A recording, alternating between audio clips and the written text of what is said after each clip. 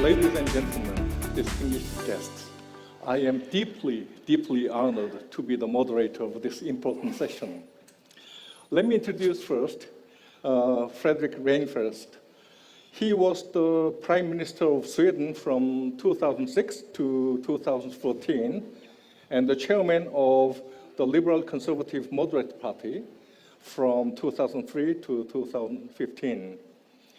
At the age of 41, very young age, he was the third youngest person to become the Prime Minister of Sweden. He was the last rotating president of European Council in 2009. His first term in office, which started in 2006, was marked by the financial crisis that you already know and recession of economic recession. And he was re-elected in 2010 because he restored the economy of Sweden to put it into a very strong position. So his popularity was increased. So he was re-elected. It was very good for him. And his policy always focused on getting more people on the job, which is related to today's topic, and giving priorities in climate change and healthcare issues. He implemented an open-door immigration policy. He stepped down from his office and leaving the party and became an author, consultant, and advisor and lecturer. And today he is going to talk about the changing labor market due to the disruptive technological development in education and how educational system must adapt to it. Please give him a big applause. Thank you.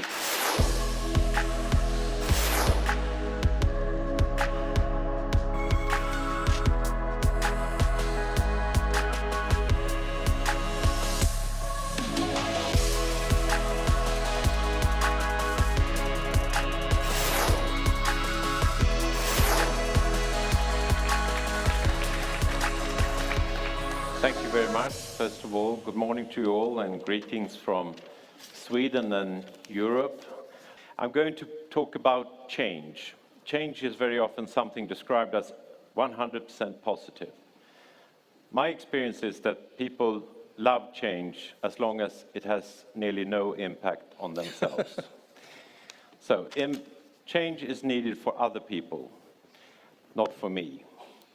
When change comes to yourself, I've seen many people get stressed and nervous because they have not been well prepared. They have not understood what is coming.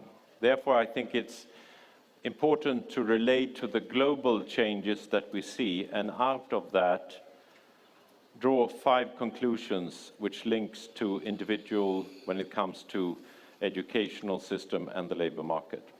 The first, I think, obvious on a day when we have midterm elections in the United States is the fact that we have a geopolitical power shift in the world between the United States and China.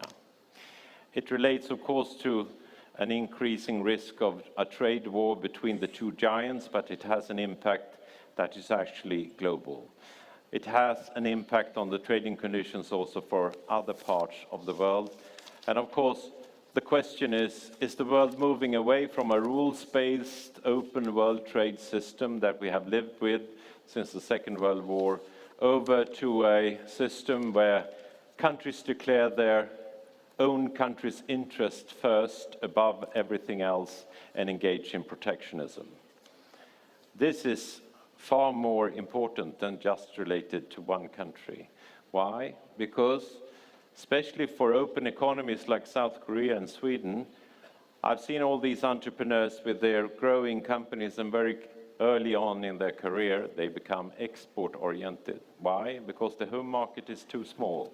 So you must be able to sell your products, and in the future also service and your digital services to others.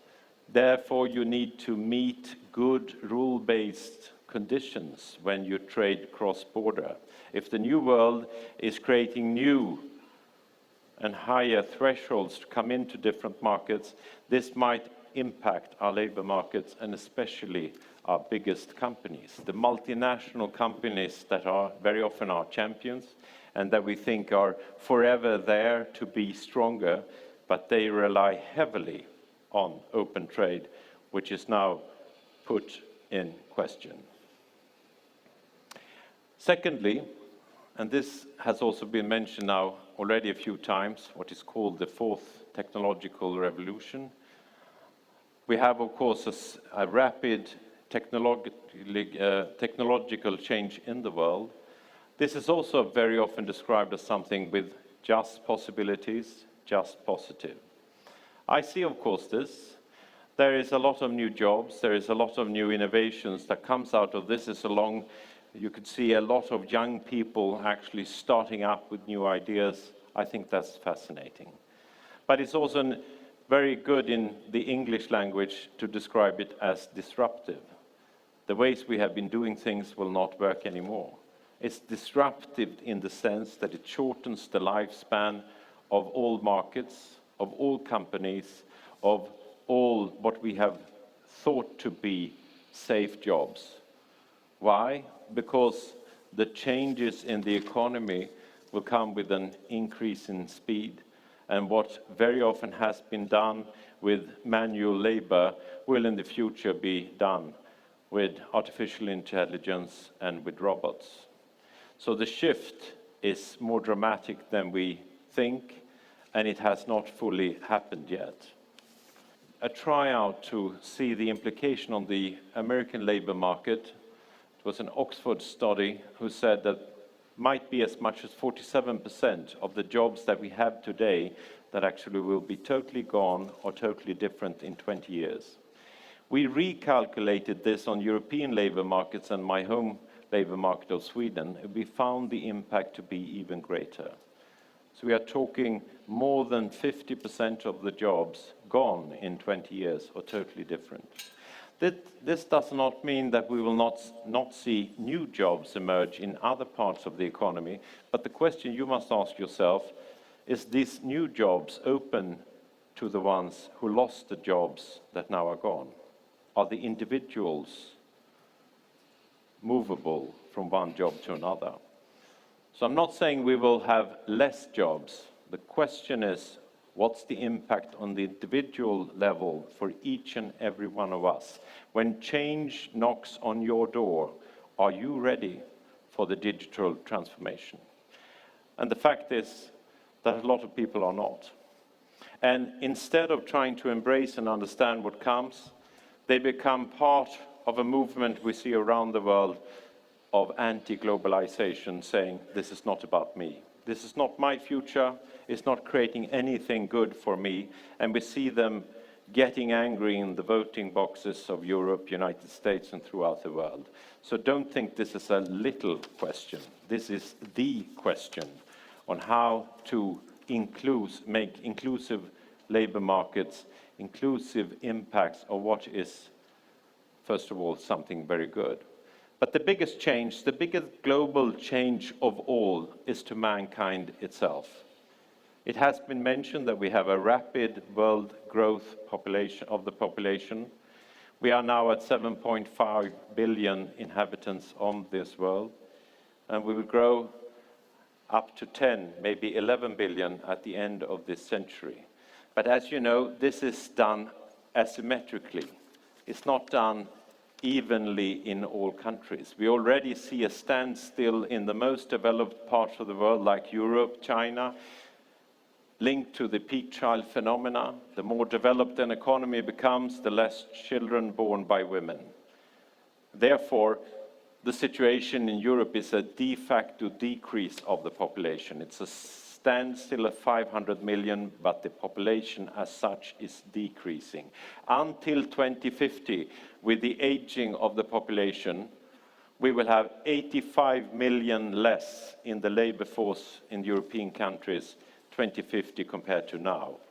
If you think that's a huge impact, look at China. The decrease is over 200 million people moving out from the labor market into pension age. This is an enormous transformation in our time. and it comes asymmetrically. The growth of the world population will be concentrated to the least developed part of the world, and after 2050, only concentrated to the African continent, where in many of the African countries we will face an increase of the population which is 5-fold compared to today. So it's a totally new world order where you will find the African population at the end of this century come close to the population of Asia. Have we prepared for this? Have we understand what kind of challenges this will create to sustainability, to our labor markets? I think already we have a discussion of shortages of labor supply in Europe and United States. This is only the beginning, given what we see ahead. At the same time, my experts at home tell me that in the most developed part of the world, it might be that half of the children now born in Sweden will live to be 100 years old. So now, welcome the 100-year life. It will be not just 1 or 2 odd survivors that will see their own 100th birthday. This will be for very many people. And the enormous increase of older people is really the biggest transformation that we have ahead. When we move from 7.5 up to 10, 11 billion people, there will be no more children, no more teenagers, and they will redistribute more to Africa, less in Europe and in Asia. If this is true, if everything I've now said is going to happen, then we must draw conclusions. What's the impact on the individual level, on the labor market, and on our educational system? And I have 5 conclusions. The first one, there is no such thing as an identity linked to your job that you choose when you're young and never, ever change during your lifespan. Very often we have the idea that we take a decision as young to become a teacher, to become a policeman. That's part of our identity, an identity we bring through our lives and which becomes very important to us because it's who we are. So if people ask, who are you? You answer by telling what you work with, which is of course only part of your identity. But if I now told the truth about everything that is disruptive, what about half of the jobs gone in 20 years? And that's your identity. That means the identity will get lost for a lot of people. We must therefore be clear to people saying, your job is not your identity. It's your ability to work that is part of your identity. That is how we open up to rethinking, reskilling, retraining people. Don't say that you are something that you can't change. And since it's linked to identity, it's tougher. It sits deeper with people. If this is true, there is no such thing as a once-in-a-lifetime education part done in young years, which is never to be done again. The idea that we have longer and longer educational systems, preschool, school, high schools, and then universities, but we do it only once. And thereafter, we think, after leaving universities, if we have done so, we think we can live on that through our entire working career, never to see a school book anymore. That's also the wrong perception. Because what we used to learn, if the transformation is as big as I have described, well, it will be obsolete in 10 and absolutely obsolete in 20 years. You must be able to reskill and retrain also when it comes to educational efforts. And we don't have the structures for this. We just think we should add on more years when we are young. But I think it's equally important now to get educational systems. It could be public ones, but it could also be linked inside our companies, where we actually try to get more skills, update ourselves to stay employable also in the future. If this is true, the idea that talent is something you have when you're young once, and you're either successful or then it's gone, is also totally wrong. But that's how we recruit people. We think that we should seek them out at universities, the one with the top scores coming out of universities, that's the one we want to employ. The one person better than the others that we could form and see growing inside our company. That was yesterday. Talent is now something which is open all through your life. You could be a talent at 25, you can be a talent at 45, you could be a talent at 65. It's more your mindset. Have you taken the decision to stay open, to take in new impulses, and to start over and over again in your life with new careers? You could actually reinstall yourself as a talent at different ages. This is a main point when it comes to recruitment, because if talent can be a 45-year-old restarting a second career with a new identity after reskilling, well, then we have a totally new perception of talents all through life. And then we should not just only focus on getting the youngest ones, but actually different ages. This is also important because the impact on the labor market of that is that also older people see that the only way to get a chance at a career is not just being a talent at 28. I could actually get a job, a restart at 45.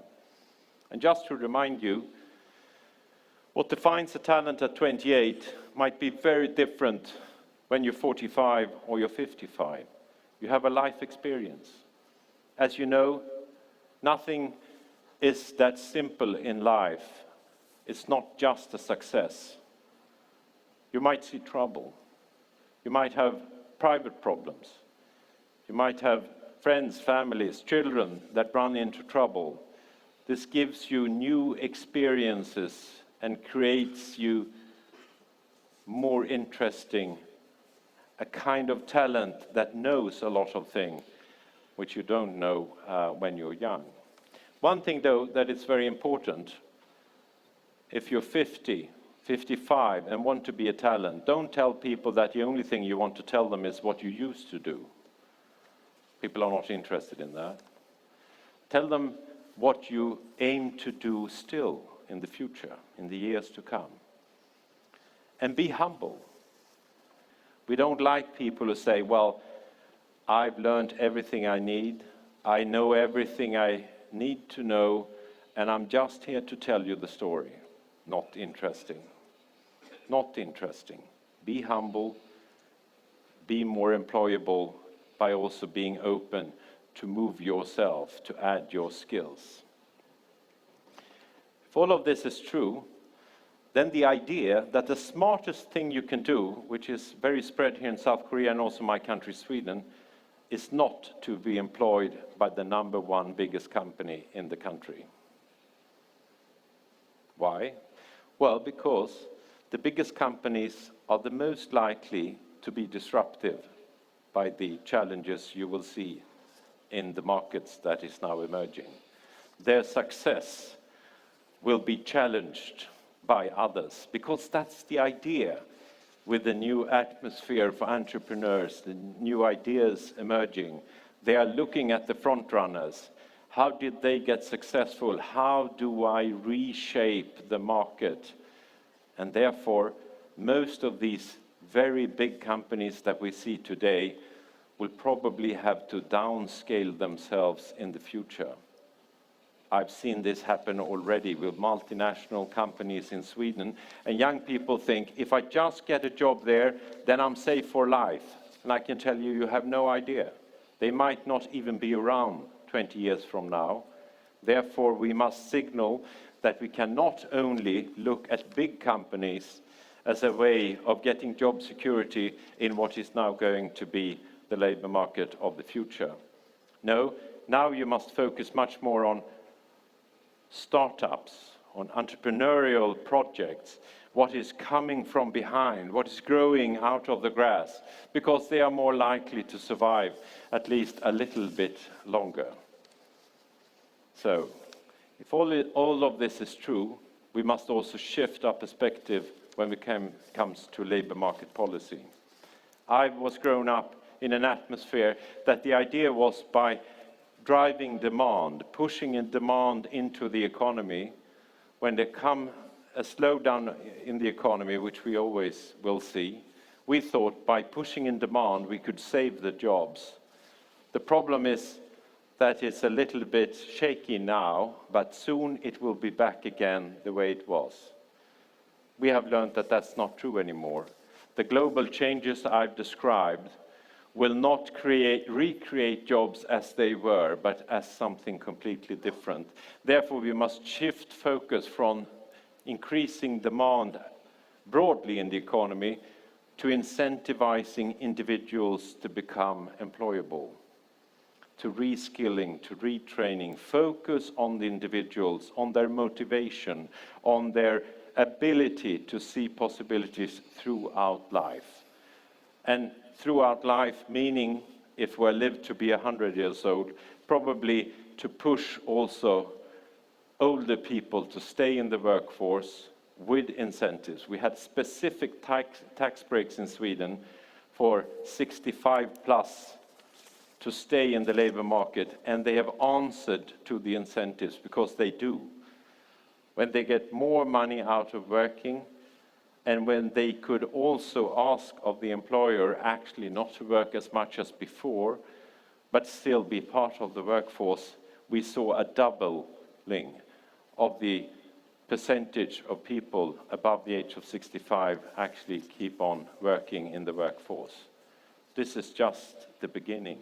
If we do all of this, then we will meet the changes by preparing individuals for what is about to come. If we do so, we will have greater support for what we call globalization, fourth industrial revolution. Then it's not just something said by an elite at conferences that do not relate to ordinary people. If we don't do this, then reactions we see out in the voter boxes of the world will continue and increase. So it's extremely important to do this right. Thank you.